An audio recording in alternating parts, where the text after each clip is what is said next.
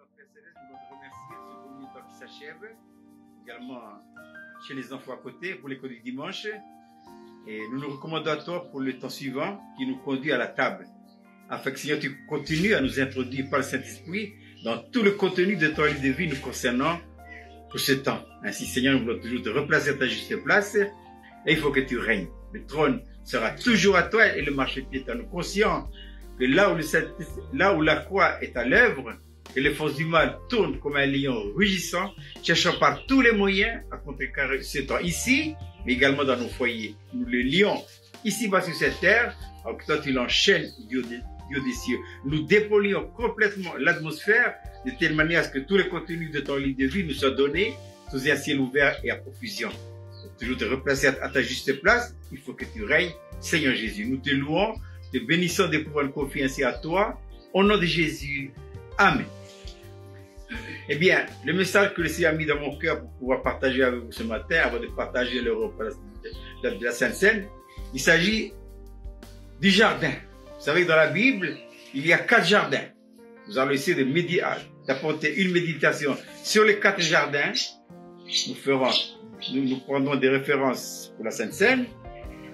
Et ensuite, on partagera le repas de la Sainte Seine. Donc, je répète que dans la Bible, il y a 4 jardins. 1. Le jardin d'Éden. 2. Le jardin de Gethsémani. 3. Le jardin de la résurrection. Et 4. Notre cœur. C'est le jardin de Dieu. Voilà. Donc, on commence par le jardin d'Éden. Le jardin d'Éden, au départ, quand Dieu a créé le jardin d'Éden, je le disais souvent que la Bible est divisée en 2 parties, à l'Ancien et le Nouveau Testament. Dans l'Ancien, ce sont les images, et le Nouveau, c'est les réalités. Donc, dès le départ, quand Dieu a créé le jardin, qu'est-ce qu'il a fait? Il a d'abord commencé par, en 6 jours, il a créé toute la création. Et puis ensuite, ce qui est intéressant de voir maintenant, c'est que comment Dieu a disposé le jardin. Mais cette disposition intérieure du jardin correspond à quoi? Correspond à notre être intérieur. Voilà. Donc, mais c'est en image, hein. Il est dit qu'un fleuve sortait d'Éden et qui arrosait le jardin. Et de ce jardin, eh bien, le fleuve se divisait en 4 bras. Donc, on voit déjà là notre être intérieur, comment nous sommes constitués. Le fleuve qui sortait de Éden nous parle de la vie. Quelle vie? La vie de Dieu. Et Éden nous parle de quoi? Éden nous parle délices. Voilà. Éden nous parle de quoi? De notre esprit. Dieu, dès le départ, il a vu l'homme comme ça. Et viendra la création après. Et c'est déjà sous forme d'image. Voilà. L'esprit, l'âme et le corps. Le fleuve, c'est le fleuve de la vie qui sortait d'Éden. Éden veut dire délice. Délice veut dire le cœur de Dieu. Donc, le fleuve qui sort de dedans, c'est la vie de Dieu qui descend et puis qui ensuite, qui arrose le jardin. Et après, de ce jardin, coule le fleuve qui se divise en 4 bras. Le premier, c'est Pichon. Deuxième, Guillon. Troisième, Hiddekel. Et 4e, l'Euphrate. Vous voyez? Donc, quand Dieu a créé le jardin, dès le départ, c'était joli. C'est très beau. Mais voilà ce que Dieu voudrait, mes chers enfants. Que vous et moi, nous soyons constitués.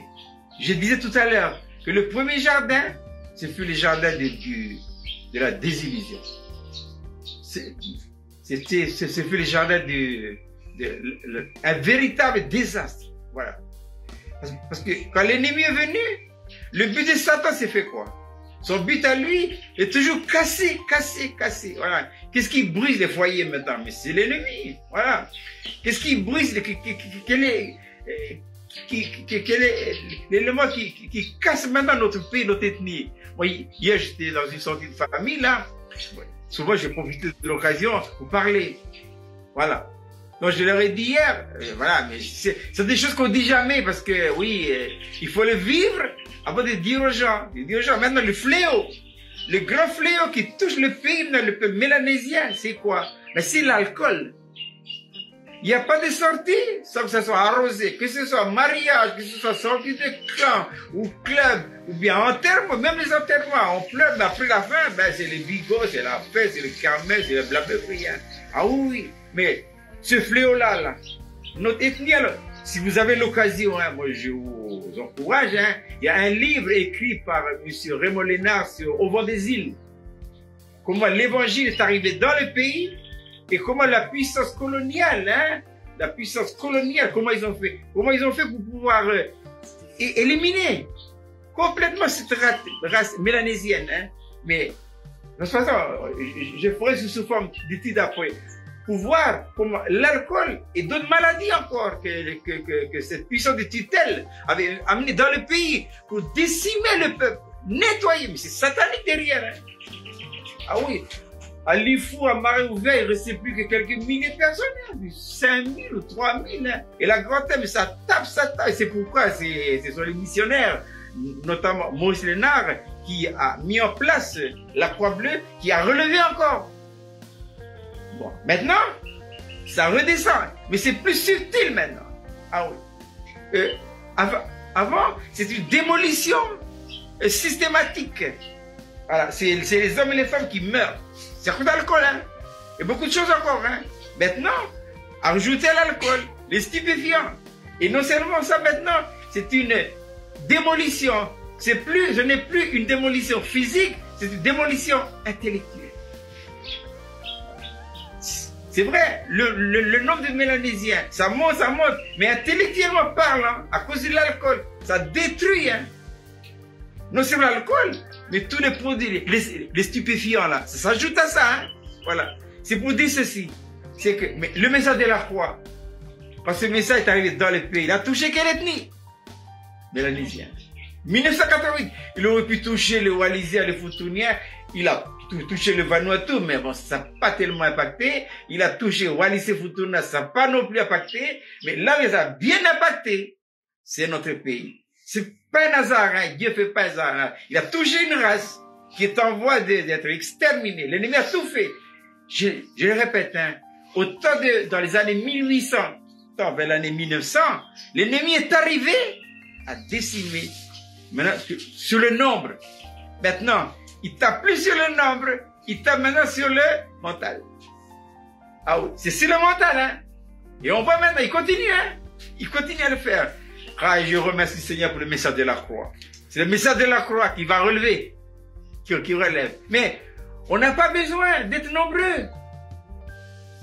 Il suffit de quelques-uns seulement qui vivent la croix pour redonner à Dieu ce qu'il voulait dès le départ. Qu'est-ce qu'il veut dès le départ? Il veut un jardin merveilleux, hein. Il veut un jardin bien arrosé. Il veut un jardin où le fleuve de la vie coule. Et de ce fleuve de la vie, ben, se divise en 4 bras. C'est que Dieu voudrait. Voilà. Pichot veut dire quoi? Mais c'est l'image des effets de la vie, hein. La vie nouvelle, hein. Pichot veut dire quoi? Pichot veut dire couler librement. Il n'y a pas d'obstacle. Guillaume veut dire quoi? Guillaume veut dire jaillir. Jésus a dit, hein. Il dit quoi? Il dit à la femme samaritaine, si quelqu'un, celui qui boira de cette eau, l'eau de la vie naturelle, aura toujours soif. Mais celui qui boira de l'eau que je lui donnerai n'aura jamais soif. Et l'eau que je lui donnerai jaillira jusque dans la vie éternelle. Vous voyez que des siècles plus tard, dans Jean chapitre 4, on retrouve Guillaume. Vous voyez? Et il décale veut dire quoi? Il décale veut dire rapide. Rapide à l'exécution. Tout à l'heure, le frère parlait de l'obéissance. Voilà. Quel est le secret de la croissance du petit Samuel? Il ne laissait pas tomber à terre aucune des paroles de l'Éternel. Ah, c'est pas facile, hein? Parce que à cause du péché, hein, à cause de la désobéissance, le péché est rentré. Jésus est venu par obéissance pour essayer de rectifier les jeux de culasse. C'est pourquoi maintenant, nous n'avons pas à lutter contre la chair et le sang, mais contre les autorités et les dominations dans les lieux célestes.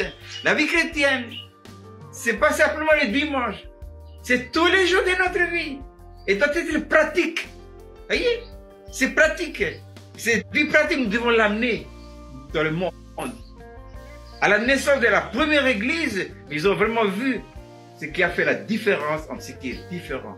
Les mêmes hommes qui, quelques années avant, ont une conduite tout à fait à l'opposé. On dit au sud, quoi. Mais quand ils ont vécu la croix, ça a été une transformation radicale. Plus le même. Hein.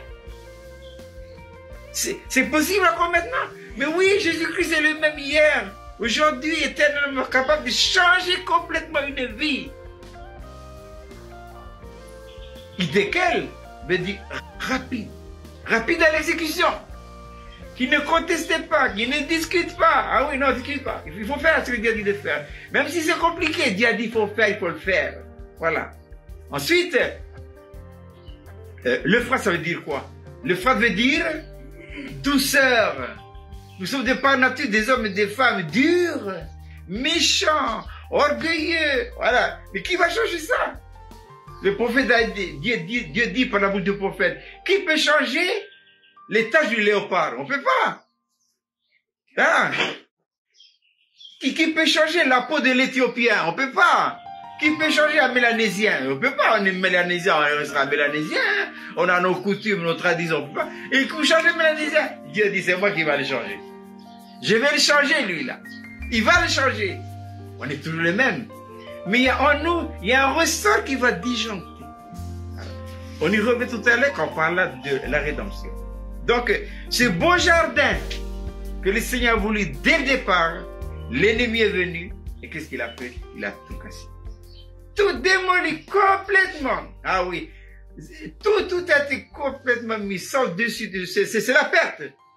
C'est pourquoi j'ai dit tout à l'heure, le jardin d'Éden, c'est le jardin de la désillusion.